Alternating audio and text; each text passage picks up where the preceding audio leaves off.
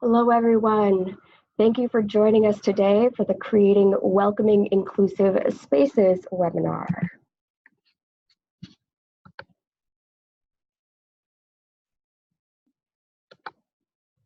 This is your crew here today from the Mass Cultural Council. I'm Kaylin King. I'm Program Officer with the Cultural Investment Portfolio Program. I've been here for the last 8 or 9 years, and in the last few years have spearheaded the creation of our Card to Culture program, which started with the Department of Transitional Assistance and Electronic Benefit Transfer Cards, EBT cards, but has now expanded to include partnerships with WIC, Women, Infant, Children Nutrition Cards, and ConnectorCare Health Insurance Cards. Those are all income eligible programs run by other state agencies.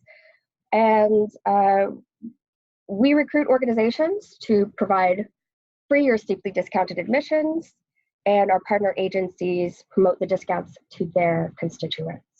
We also provide policy support to organizations that want to be a part, and communication support and training.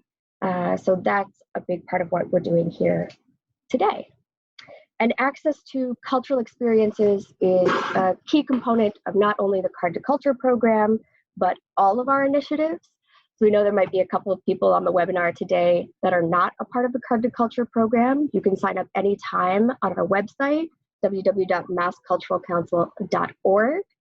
And access is especially a big part of our Universal Participation Initiative.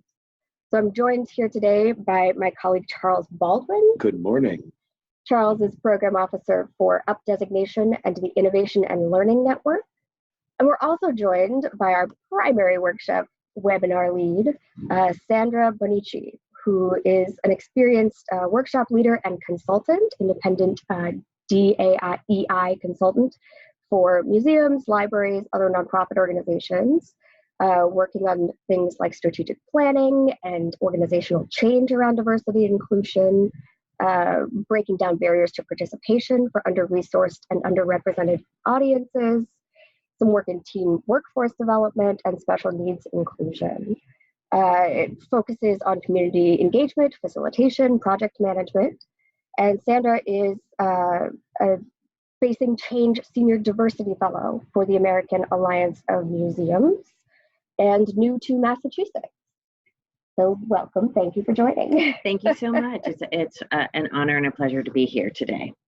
I also want to thank all of you who joined the webinar today, because access to great cultural experiences is only possible due to your generosity, your organizations, and all of you who work there. So thank you all very much for joining us on this journey towards increased access. And the webinar is primarily geared towards front-facing visitor services staff of cultural organizations that are in the Card to Culture program. But really, we think it's relevant and important for all organizations, whether or not they're a part of that program. So thank you all for being here today. We're also recording the webinar today for anyone that couldn't be here, or if you want to take what we're talking about and bring it back to your own organization. Well, thank you so much. I am deeply honored to be here. First, my pronouns are she, her, hers. And I, prior to being a Senior Diversity Fellow, for about 19 years, I was the Associate Director of Education, Diversity, and Inclusion for Madison Children's Museum. And I've had a lot of my work there really focused on working with underrepresented and under-resourced audiences. I've recently moved to Boston, and I have to say I'm really deeply inspired by the work that cultural institutions are doing to become more accessible and inclusive. And this program, the EBT Card to Culture, and using all these additional ways to connect families and adults into programs is just really stellar, and I'm really deeply inspired by that. I also think of it as systems change. When you're looking at something that goes across the state and has this opportunity, that's when we're really starting to get traction around these issues. So our focus today in this webinar is to both highlight the successes of programs that are happening around the state and really dive into some of the challenges and behavior and barriers to participation, especially for those experiencing poverty or in low-income situations. About 20 years ago, I read Earl Short's book, Riches for the Poor, and mostly his essay on the uses of a liberal education. And I'll say that it was transformational for me, and it inspired me to go beyond thinking that the arts and culture institutions are nice things to have in a community, but they are necessary and essential things. When we think about some of the most critical issues we face today, cultural institutions are places of story and dialogue, healing and connection. And the original meaning of being political meant that we were engaged in every aspect of our lives, in our families, in our communities, our city, state, country, and world. And cultural institutions provide that place for that level of connection and being political, if you will. And so we have tremendous power and potential to transform our communities. And I think that's what keeps me in this game so much, is that ability to be transformative. And we still struggle with being accessible and inclusive to our full communities. And often our marginalized and minoritized communities' voices are not heard or not centered. But collectively, we are working on this and making strides. And I will say this program, the EBT Card to Culture, is one of those big steps forward. So we have a lot to cover today. Our agenda is beefy and juicy, as I like to call it.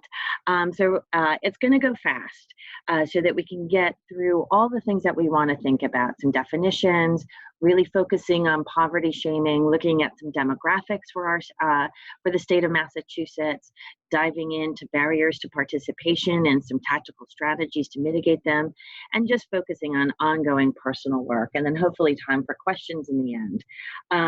We also have lots of resources that will be going out, and then Mass Cultural Council and myself are also resources for follow-up and continued learning.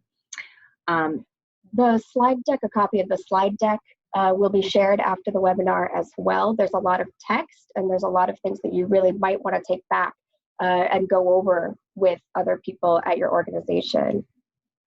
Excellent. So we're going to start with a couple of definitions, and on this slide you'll see a link to this movie that I think really has grounded and formed this idea of cultural humility. And this is going to be the basis and grounding for today, and we're going to cover some other things, but I think this is really fundamental to our approach today. Cultural humility means a lifelong commitment to learning and critical self-reflection, constantly reflecting on what we're doing, how it's impacting others, checking our biases, interrupting them, and then a desire to fix power imbalances in that provider and client dynamic, whatever that might be. And then also, we can do it individually, but really there comes a point where we have to really think about our institutional accountability and creating mutual respectful partnerships with our communities that we're looking to reach and to engage and to serve.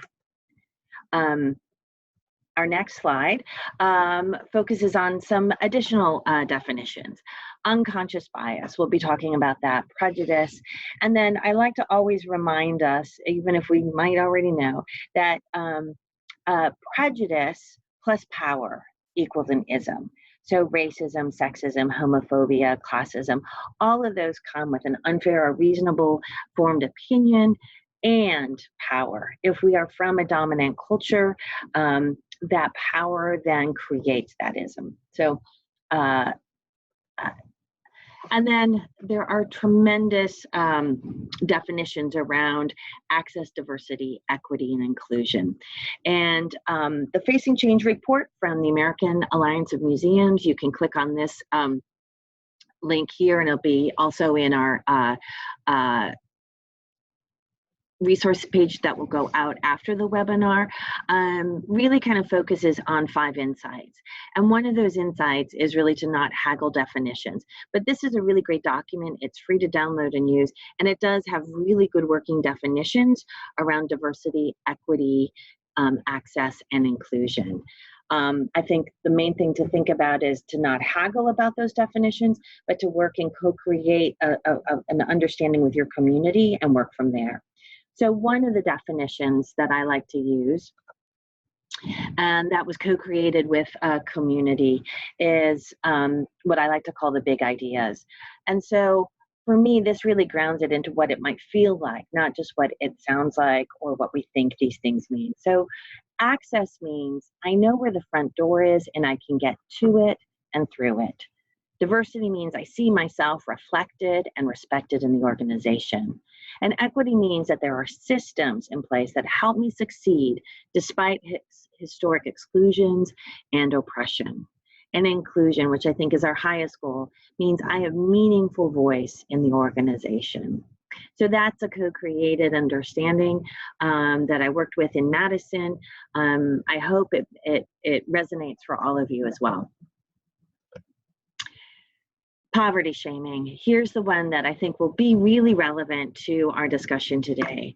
Poverty shaming is that shame felt internally by those in poverty, which is imposed upon them externally through victim blaming and tropes of indolence by those who are not poor. I think this is where we really have to acknowledge that how we think of poverty and who is poor we have been messaged to such a high degree what it means to be poor, and that it somehow is a character flaw and not a structural element to our society. Things like welfare queen, handouts, freeloader have been universally used in many different contexts. Some of the images like you see here really make their way into our conscious and our unconscious mind and begin to form the opinions that we hold about who is poor. And so we may be making judgments of someone with an EBD card who might also have a smartphone. We might be thinking, are they poor enough to use this program? And then even further, is someone trying to game the system or abuse the system that has been designed to reach people? So I think it's really important to really understand how pernicious poverty shaming is, that it is part of our cultural understanding of who we are. And one of our first tasks is to notice when these concepts and judgments creep in, interrupt, and what I like to think of is replace the narrative to what is the gift.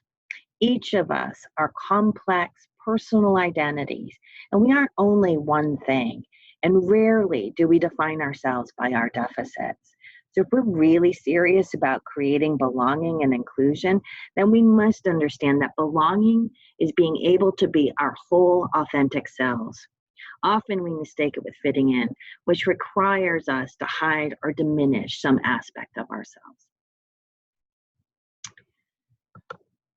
So taking a look in Massachusetts, this is from a report, and you can click on this for more learning. I think it has really valuable information, particularly when you're looking at fundraising and writing grants or reaching audiences that are under-resourced. So we have a good understanding of who by race and ethnicity, but I think one thing that's really important to understand is that 1 in 9 Massachusetts residents live in poverty, and 1 in 7 children live in poverty in our state here. Mm-hmm. We have additional demographic data that's linked there, and we will be sharing it afterwards along with a bunch of other resources. We also have demographic data from all of our partner agencies, the Department of Transitional Assistance, Department of Public Health, and from the Massachusetts Health Connector about demographics in their specific populations and programs. So if anyone's curious about that, we're happy to share that as a follow-up as well. And I've got some great data from the Institute for Human-Centered Design. People with disabilities make up a large part of this population of under-resourced folk. Excellent. So in our next segment here, looking at barriers to participation, I know that it's going to feel like I'm framing it in terms of a deficit approach by identifying barriers, but our strategies and guiding reflections are always going to be based in asset-based mindsets. So what I like to think of it, what is the gift that everyone brings through the door? These barriers were derived over several years of deep listening with families experiencing poverty, cultural institutions, and social service agencies. So there are about 7 barriers that are pretty significant. They are in order of strength. So that first one is going to be the strongest one. We're not going to do deep dive on all of these. We're definitely going to spend some time on barrier number 3, but we're going to go through and think about some guiding reflections and questions. And as you're listening to these barriers, I'd like for you to hold present and to think about what are policies and practices that you have in place already that might mitigate or reduce these barriers. And also think of who can you co-create with to deepen your understanding of the barrier and to co-create truly inclusive solutions.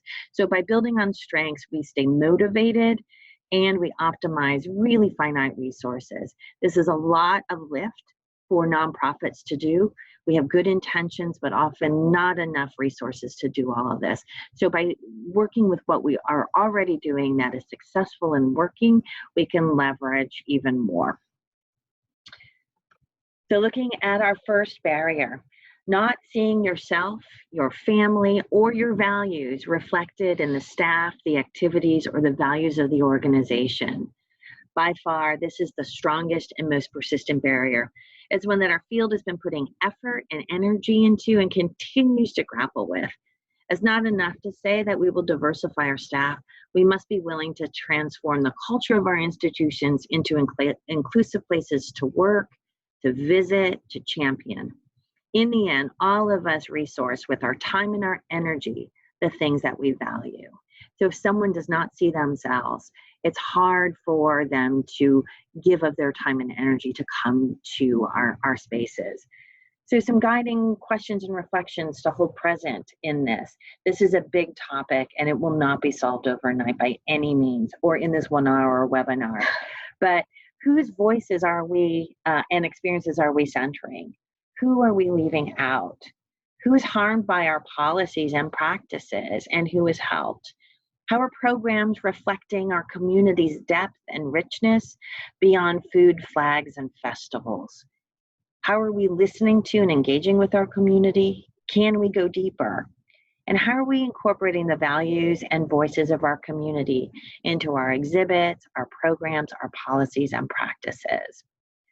And unless we are explicitly welcoming people, they're going to assume that this is not a place for them. Our next strongest barrier is being in spaces with unstated behavior and or learning expectations rooted in dominant culture. I like to use the experience from the Madison Children's Museum. In children's museums, often it's foundational to our raison d'etre, if you will, that a visit looks a certain way to get the full value of the richness of the experience. And that usually looks like a child engaged in an activity and leading it, and the adult caregiver or parent being fully a part of that and letting the child lead the way. And that makes a lot of sense if you hold the value of parent as playmate and play as learning. If you hold different values or those values aren't the same, that experience is going to look different. And what we have found in the Children's Museum world is that often we were making really strong judgments about families and how they were playing and learning together. So someone on their phone would have been labeled as disengaged. And so we've had to really make a shift towards thinking about not what should be the experience, but how are we making the environment to be exactly what a family needs in that moment. So instead of looking at it as a disengaged parent, maybe we're saying that we have created a space so safe that a caregiver can allow their children to go play while they pay a bill, get their GED, their PhD, whatever. By opening up the possibility for some other narrative to happen, we roll back on that judgment. And that judgment is often rooted in a very dominant culture expectation of what that behavior is supposed to look like.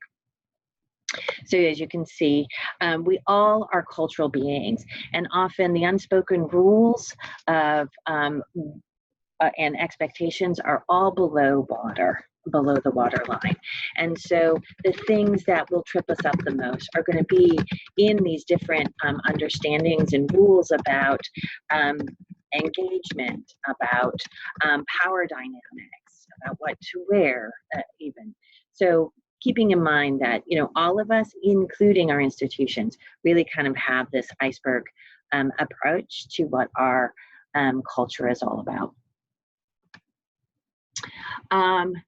This is the big one, and I think the most important one for today's webinar, having to share low-income qualifiers, and this again goes back to poverty shaming.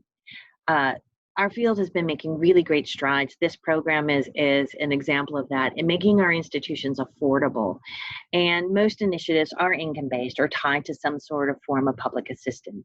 But many families who qualify for these programs still choose not to use them for fear of having to disclose this information in front of their children, or for fear of being treated differently for it. And sometimes they have been treated differently for it. I can say that we did a lot of work at Madison Children's Museum to really change that dynamic. So some of the guiding reflections to think about with this barrier, and how might the programs that make the experience affordable actually be creating a barrier. And I think that's it. A lot of us spend a lot of time and energy working in outreach and getting families to our front door. Oftentimes that journey is like swimming in ocean, and they finally get to our front door, and then they have to walk this gauntlet of shame to actually get into the experience. And that first experience, that transactional one at the front desk, is the most important often of the experiences that they will face, and it will set the tone of the experience for that family or individual. And so there's tremendous power there. And again, thinking about that cultural humility, thinking about the power imbalance. When someone is coming, they're coming in with some of this baggage of shame, potentially. And how do we normalize this experience? And how do we create opportunity for deep listening? When someone walks through our door, can we see that as a gift? That, again, we are complex personal identities. What is the gift that we get? We get the opportunity to hear from another voice, to center another experience that makes us relevant and important to our communities. And it allows us to demonstrate empathy. I think when we're looking at really trying to solve issues in our field, I think empathy is the path to accountability. So thinking about all these different ways that, from the smallest things such as signage and language at the front desk, even how we are asking for proof. And can we finally just dismiss the myth of abuse of these programs, that it takes a tremendous amount of bravery often to ask for help, to access these programs. Can we just set that aside and focus on that we have a gift, that someone who may not have come before is coming in. They're not robbing us of anything. They're giving us a gift of their experience and of their voice, and they're making us be truly welcoming and inclusive and relevant institutions. So some tactical strategies. I think some of them are things that have been collected across different Massachusetts organizations and across the field nationally as well. I think some basics, like don't ask for additional ID if you don't need it. Being able to do things online. I know that there are some online ticketing systems that prevent someone having to come and apply for a ticket and then come back and pick up the ticket for a performance or experience. I think being able to put that into online systems is another great way that reduces that barrier. And there are ways to vet the EBT card over the phone or online. All of the EBT cards start with the same 6 digits. So you can give a visitor the agency to sign up for a ticket online and just ask them to input those 6 digits as the code. So they get to do it from the privacy and comfortability of their own of their home or their computer, rather than having to come up to the desk and show the EBT card to a person while they have their family with them or their guests with them visiting your organization.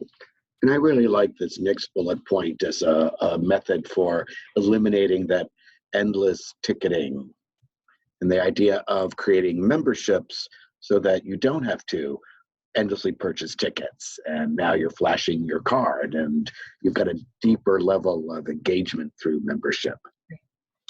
We know one organization that made a very small change.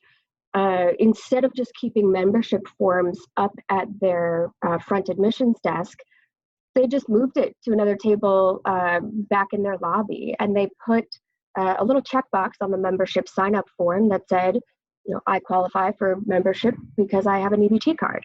And they trusted that when people filled out that membership form and checked that box, they were doing it because they had an EBT card and they needed it. So rather than having to go up to the front desk and ask to apply for a complimentary membership, they could just fill it out in the lobby and then bring the piece of paper up. It changes the kind of interaction.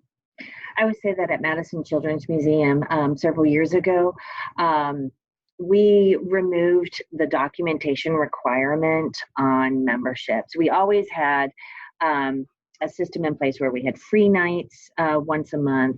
We had dollar admissions for anyone who qualified for a whole host of different public assistance programs. And we listed those at the front desk, what they were. And we belonged to Museums for All, which is an EBT program as well. And we would just wave people in. We wouldn't create a big need for documentation, but we kept it on the memberships for some reason. And we took a moment to thoughtfully think of, why were we doing this? Was this just standard practice, or was it best practice? And so, like you were saying, Kaylin, what we decided to do was to remove that documentation requirement. And our membership forms then just had checkboxes for any type of public assistant program that you might qualify for. You could just check it off on the membership form, either in person or online. And we kind of stated that the reason why we did that was just to track so that we could continue to be responsive. Because the reality was we were not using that information in any meaningful way. It was, again, just sort of rooted in that idea that somehow this would prevent abuse. And so we eliminated it. We allowed people to track it on the membership form. And what we saw was this huge increase in the number of memberships, which we were hoping would happen. But I think the other thing that was really surprising was that the usage of each membership went up by about 200%. And that's a significant indicator to us that we were actually being a welcoming and inclusive environment. We know that families that are experiencing poverty or low-income situations, everything takes more time and costs more money. And so when they are spending their most valuable and finite resource with us, their time, repeatedly, it's not because it's free. It's because they are seeing a value in it, and it's part of something that is valuable to themselves and to their families. Mm-hmm. And so that's another big thing. Now, I would say that it also had some other big impacts. And this is one thing that we struggle with all the time. Who pays for these programs? How do we fund for these programs? We saw an enormous increase in funding and fundraising for these programs. We didn't have to invent anything new, but once we stated this is what we did and why, we had more donors, and consistent donors had given us small amounts of money for the program, increase their donations to us significantly. So I would say that our communities, our funding communities, really want us to do this work. They want us to lean in and co-create and think about access and inclusion in real meaningful ways, and they're willing to support us in doing that work. A couple of other easy tactical strategies. Some organizations will have a code for any of their access programs that gets printed on the admission ticket or the ticket for the seat later on. And it might say something like EBT or discounted ticket, printed on the ticket. We know that people who are visiting with these discounts like to bring guests, and sometimes they give tickets as gifts. We had someone who gave his mom tickets to the theater for Christmas, and to have that printed on the actual ticket can be another source of opportunity for shame if you're sharing that with other people, because then it says EBT and this is how I got the discounted ticket, this is how I got admission. So if you're able to strike that from the printing, or if you're able to generalize it, it's another way that you can make a small change to be more welcome. And it really helps to normalize the experience by communicating very clearly on your website and in person about the discount. So putting images of the cards up on your website and at your front desk. So a person who's coming to visit isn't waiting for you to say, oh, and here are all of our discount offerings. Do you know about these? Are you eligible for any of these? They have to say yes. There's an image of the card, and they can say, oh, I have one of those in my wallet. Absolutely. I think, that language that we use at the front desk, both verbal and nonverbal, again, I hold in the highest regard and esteem our colleagues who are that front line. They're managing a lot of tasks at once while creating welcome, and on the fly, they are doing that work of checking their biases and trying to make that transaction also happen fairly quickly. So I just want to acknowledge that that's a lot going on at one time.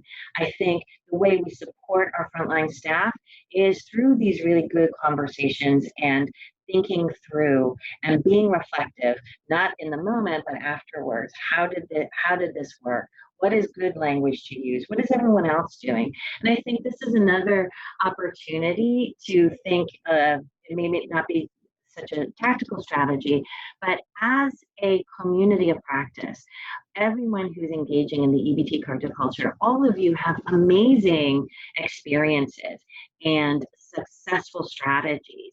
I think being able to share that with each other and creating that community of practice is truly meaningful. And I don't know if there are opportunities for that to be set up or to have it hosted through Mass Cultural Council, but I encourage everyone to really think about how do you share what's working, but even more importantly, how do you share when it's challenging, when it's really hard, and what are some of the strategies that we get to so that we can normalize this experience of that front desk interaction and using a program that identifies someone as being in a low income situation.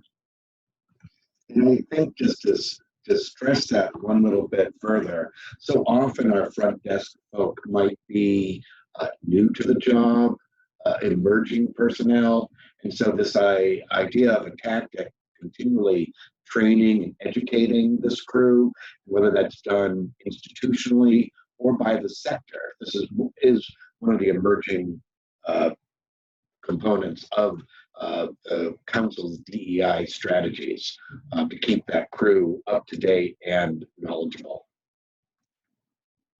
So on that last slide were just some examples of images you can put at your entrance or at your admissions desks.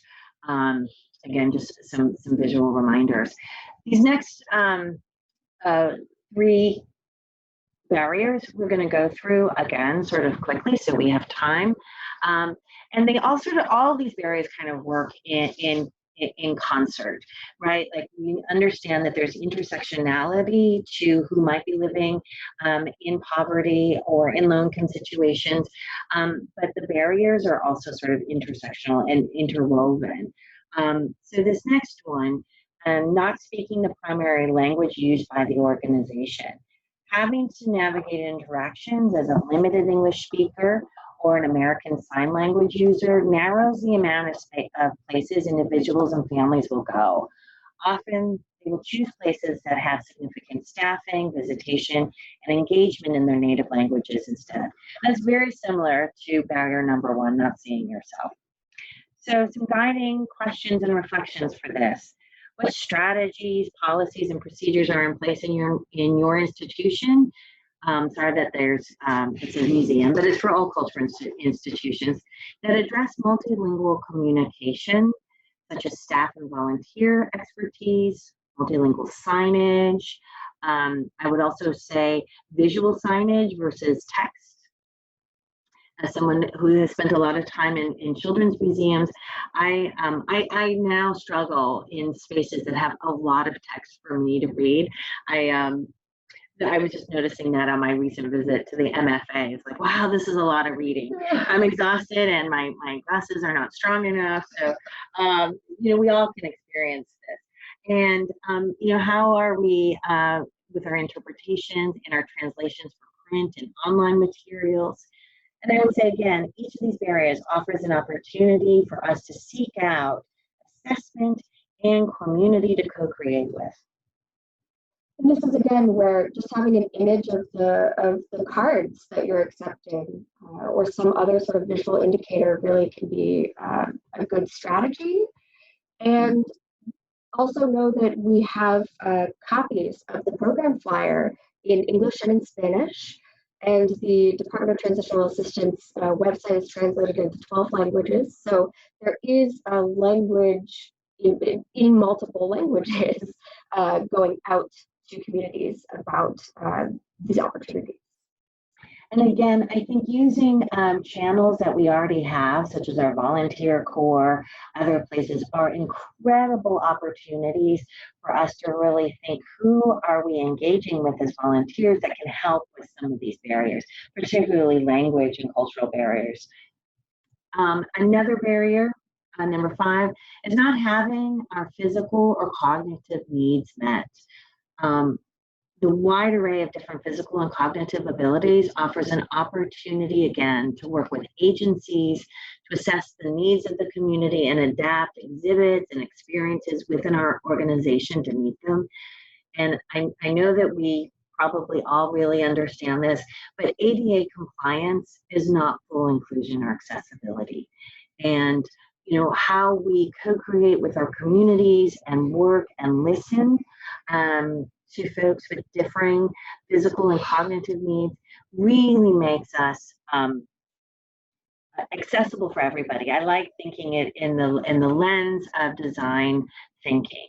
When we plan for what they call the extreme user and make the experience work for the extreme user, it makes the experience for everybody better. So again, thinking through who are partners we can collaborate and co-create with to increase our accessibility and inclusion.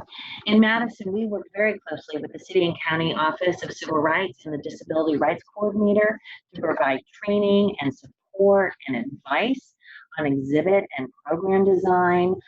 They became our champions in this work versus our watchdogs on where we might not be meeting the full needs of beyond compliance. And again, how can we maybe apply that design thinking approach to creating better experiences for everyone? I like thinking of it as the curb cut approach, right? We rarely can think of cities now without curb cuts, and they benefit everybody. Also, lever handles. When we think about that, a lever handle, a simple design change that benefits everyone, not just someone who might have limited mobility of their hands, but if I have an armful of grocery bags or a child in my arms or any other activity going on, that lever that I can hit with my elbow versus having to fully turn my hand, supports everybody. So I like to think of it in those ways. What are ways that we are making and expanding the concept of accessibility to make the experience better for everybody? And this is what the Universal Participation Initiative, the UP Learning Network, is all about, that design thinking to address the margins but benefit the center. So there's more information on the Mass Cultural Council website about UP. That's where we launched from. And I think on this next slide here, you're seeing, again, some really great examples and resources. I want to just also draw your attention to an autism and sensory processing assessment toolkit that we co-created with the University of Wisconsin Occupational Therapy Department to be a toolkit that any cultural institution can download and do a self-assessment that looks at our programs, our staffing, our what I call the operational functioning of our, parking and web designs and such, and to really get a handle on how can we make the experience better for those on the autism spectrum and or who have sensory processing disorder. So when we looked at creating that, we really were, again, using that design thinking approach. And what we found was that by creating videos to explain the experience didn't just help those in creating predictability of experience who are on the spectrum, it actually made it better for everybody who may not know what an experience is like. So again, that toolkit, if you're interested, please email me. And I can send you the link for that. And that should be on the resource list as well. I've used this before. It's excellent, Sandra. Again, co-created with a large community of stakeholders. And shared widely. So thank you. And another barrier, not having time to visit. Our most valuable and finite resource is time. The pressures on modern families who are working multiple jobs, juggling competing activities and schedules, running single-parent households, or living in crisis and poverty severely limit the time to devote to visiting and engaging in cultural experiences. And I think that's something that we really have to also hold present in how we operationalize all the things that we do. So again, thinking about how well do we understand the demands on time that families face and the extra time costs for marginalized and minoritized communities. What activities and events and outreach programs are in place to address this? Sometimes we address it outside of the walls of our institutions. How are we making decisions about hours of operation? How are we offering expanded events beyond regular hours? What do our field trip options look like? And I like this. In some places, cultural institutions are engaging with local employers in creating opportunities within the workday to participate and visit, which I think is really great. Can you imagine, for me, the idea that as part of my everyday job, that I would have to go to a museum or a cultural event? Sign me up, please. I want to be that. I want to be in that company. Definitely. I'm biased that way, I guess. That's part of why something like the Card to Culture program is so great. It's not just free every third Friday. It's not just free after 3 o'clock.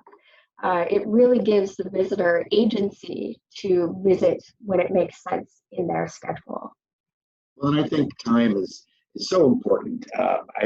It ties to listening and responding to patronage.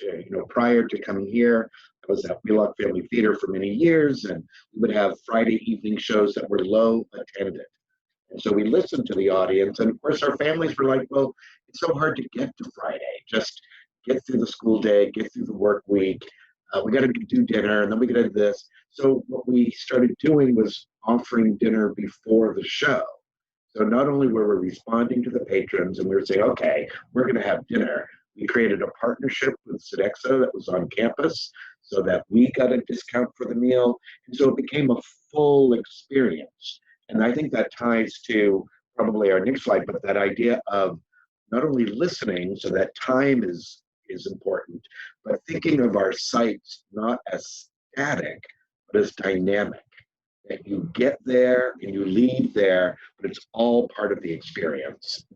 And to reiterate, it can take more time when you're experiencing poverty. Everything takes more time. There's this great quote that we got from a visitor through the program to the Criterion about how being able to get the EBT card to culture discount online is a very different experience for them than something like some other discounts that you might have available at your organization. So there are a lot of strategies for how to do that online through your ticketing systems. And if anyone has questions, please follow up with me. I'm happy to help you figure out how to implement that. And a lot of times it also can really just go back to trust. And I think that's really important to think about, is that this work goes at the speed of trust. How do our communities, particularly our marginalized and minoritized communities, trust us with their time, talent, and treasure is really key to all of this. Our last barrier, there are more, and I'm sure you might, for your own institutions and communities, have additional ways of thinking of this.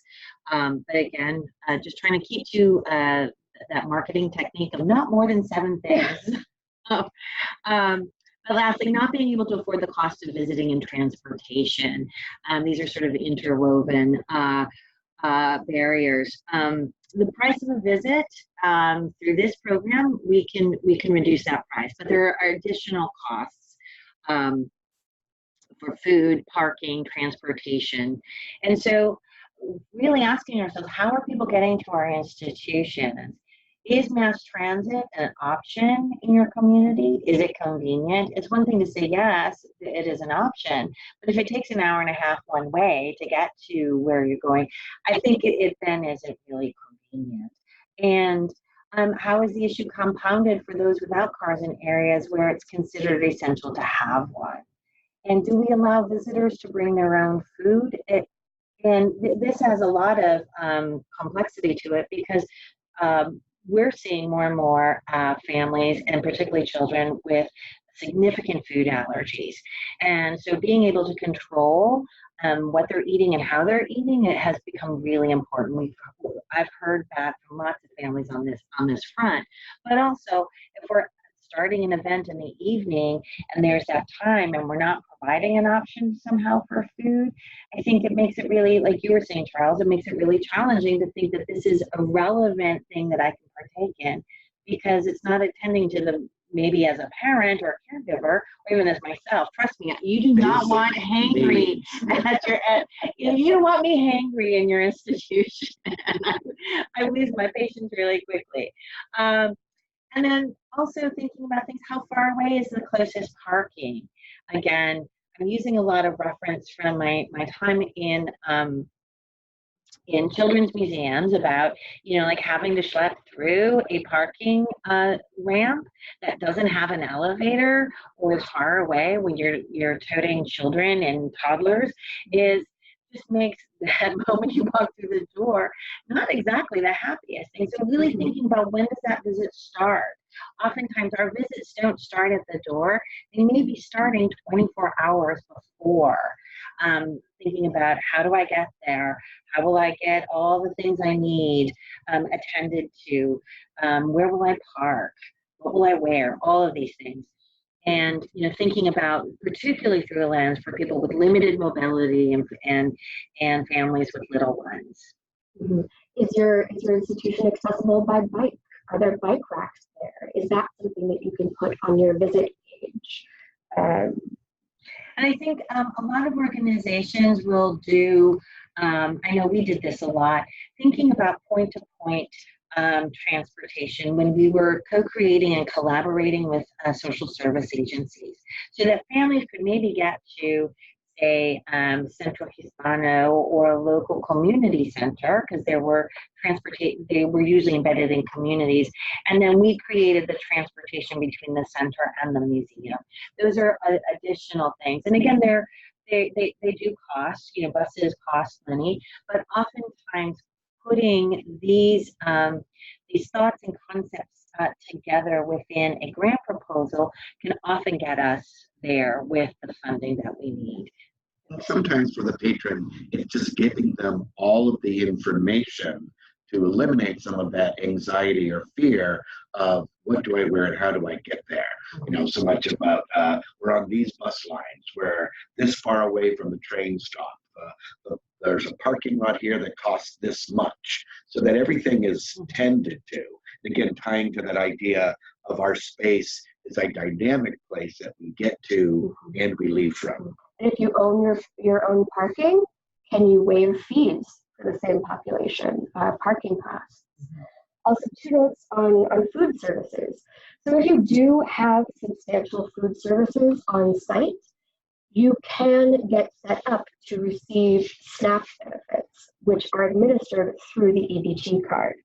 If that's something that you are interested in, get in touch with me, Kaylin, and I will put you in touch with the right person at the Department of Transitional Assistance to get your system set up to be able to accept the monies on the cards.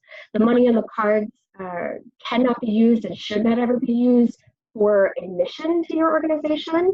For that, the card is just used as an indicator. But if you're selling food, if you have a cafe, if you have multiple vendors on site, we can get you set up to be able to accept benefits on the card for food for those visitors. Also, if you have a farmer's market or a farm stand at your site, I'm looking at you, Workplace, consider getting set up to accept SNAP benefits at the farmer's market or at the farm stand. There's a program called the Healthy Incentives Program, HIP, they like to call it, that will also work through the Department of Transitional Assistance to get you set up to be able to accept those benefits. I think it's really important to note that when families have some of the costs covered of getting to our institutions, admissions, ticket prices, some parking, even the cost of food at times, doesn't preclude them from also donating additionally, spending in gift shops.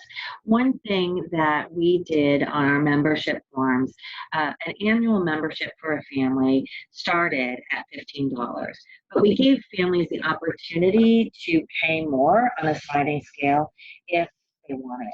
And we saw by just offering that opportunity, many families chose to pay more for their memberships.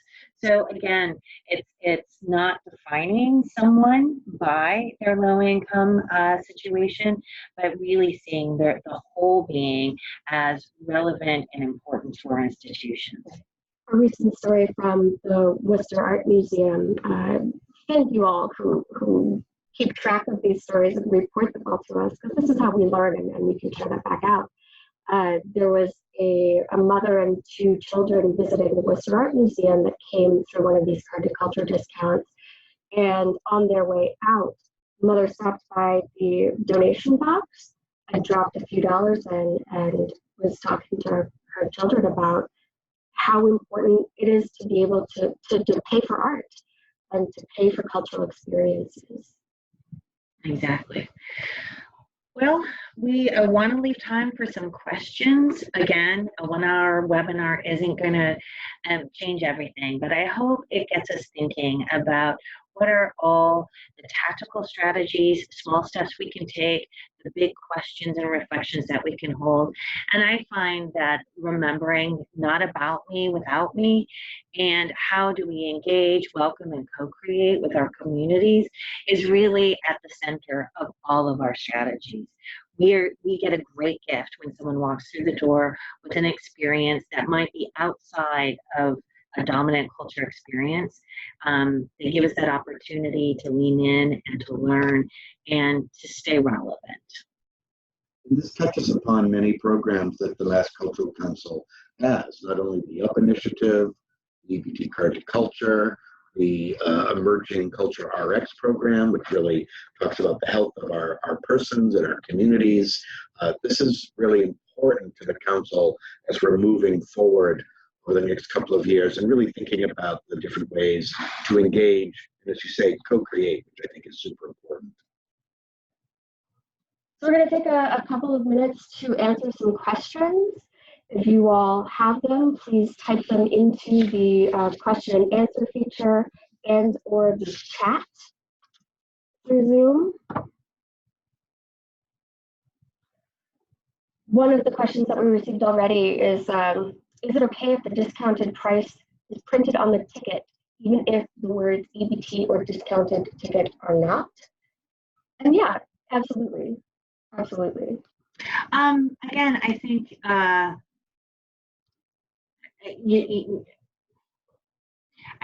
think if we just have prices, it doesn't have the same judgment as stating, discount or reduced. Right. Or subsidized. That's another word that I think is challenging. I know that we thoughtfully strategized around language when we were talking about these programs, and we landed on the language of access for everyone and family access for memberships. And so we tried to think of it in those terms of how powerful words are and what their meanings are. So I think to answer the question more briefly, I think the price is fine. I think it's all the other words that have that surround it. Mm-hmm. I agree.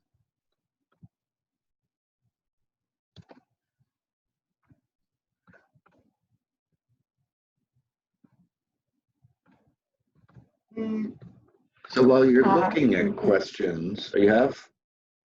So Kristen has sent a question. Is it okay to go up to patrons using the Card to Culture program and welcome them? As a community outreach person, I do this with all of our patrons. I just don't want them to feel singled out. I think you bring up a really important thing, is this idea of singling out. But I think if it's part of your welcome for everyone, that's a normalizing thing. But I will also say that in the good way, if it's maybe the first time to a cultural institution, if someone is maybe bringing in this, this uncertainty, will I be treated differently? Will I have a sense of belonging here? I think a welcome and a genuine body language that says you are important here. Thank you so much for coming today. I think that goes a long way. I know I walk in the world with a lot of privilege, and I feel fairly welcome wherever I go. But when there are places that I'm not certain about or that I don't feel welcome in, that small effort can actually really make a difference, because you're also making a connection. I think it's important to say, to have that welcome be, I see you. I see all of you. And if we can hold that present, I think it comes out in the way we welcome people. Mm-hmm. You say two important things, which I think, not only tone of voice, but body language. Mm-hmm. Absolutely. Right. And that the rest of the experience should be the same as it is for every other patron. If you give every other visitor a brochure on membership, give these visitors a brochure on membership. Yeah, I think having consistent language and process is really key in this normalizing thing, because then we inadvertently do sort of single out or make assumptions that someone can't afford a birthday party or anything else. So I think if we do it for everybody, we also, if you are stating to all your patrons that you offer these kinds of programs, you now have just engaged an entire core of champions to you, because I think most of us want to belong to institutions that are up to big things like this. And I might not need to use the programs, but I certainly want to be a part of an organization that offers them. And so it's another lever to pull to engage our full community to support us in doing this transformational work. Right. The do's and don'ts of a museum. I think keep them simple. I think if you have signage, these are the ones I like to use, because I think it does get tricky. I like the three B's. Be safe. That means keeping our bodies safe, as well as some of the art and artifacts in our spaces. Some things are touchable and some things aren't. Be kind. And that means for us as staff and for our visitors, when we use language that is clear, we are kind. If we're being vague, that's not kind. That's just assuming that someone is going to be able to figure out what needs to happen. And be curious. Ask questions. Invite inquiry. What does this mean? What does this do? How can I do this? And I think keeping things in terms of the positive. I mean, I realize, again, this is very much coming from the lens of working with children, but I think adults need to hear it too. It's not just like the example is usually don't run, but use your walking feet, do this, ask this. So encourage the positive while sort of touching lightly on the things that are really critical. And I would also say it's a great time to think, are all the do's and don'ts really necessary? Right. And be as proactive and transparent about it on your website as you can. In a visit page, in a FAQ page, to talk about what are the expectations for this institution, along with that, how do you get here, how do you dress? Mm-hmm. I think it's also important to keep in mind that a lot of these visitors are not first-time visitors. There are a lot of people who are experiencing poverty who are very familiar with your organizations, and they may be coming back for the first time in many years because their circumstances have changed. So maybe they're driving a BMW and have a smartphone and don't look like they need this program, but they used to come here all the time, and they are already familiar with some of those do's and don'ts visiting an organization. Now, I know we could continue talking about this for hours and hours because it is a major focus of the council. It's certainly all part of our work throughout the sector. But closing statements in this last minute? Again, I am deeply inspired and grateful to all of you doing this work every day of creating meaningful, wonderful experiences in the arts and culture sector for our full communities and leaning in to see how we can go deeper, how we can engage and stay relevant and stay sustainable and being essential resources to our communities. Thank you. And this is a ongoing, never-ending process of self-reflection and self-critique for everyone as individuals and within our organizations on a larger scale. So this, we hope, was a resource for you. We'll be following up with many more resources in documents to come. And thank you all for joining us today and doing all the work on the ground that you guys do. Thank you very much.